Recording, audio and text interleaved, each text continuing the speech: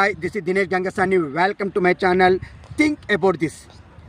Lagacharla pharma బాధితుల కొట్లాట ఒకవైపు, మరి దిలావర్పూర్లో ఇథనాల్ కంపెనీకి వ్యతిరేకంగా బాధితుల కొట్లాట ఒకవైపు.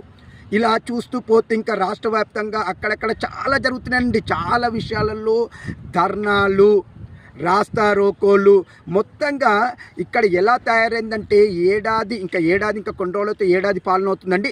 మొత్తంగా కాంగ్రెస్ ఏడాది పాలనలో రాష్ట్ర వ్యాప్తంగా ధర్నాలు, రాస్తా రోకోలతో రాష్ట్రం అట్టుడికిపోతుందండి. అసలు శాంతి భద్రతలు అనేది మనకు కనబడట్లేదు సరిగా. మరి ఎందుకు ఇంతలా కాంగ్రెస్ ప్రభుత్వం ఫెయిల్ అయింది? ఎందుకు ఇది అరికట్టలేకపోతుంది?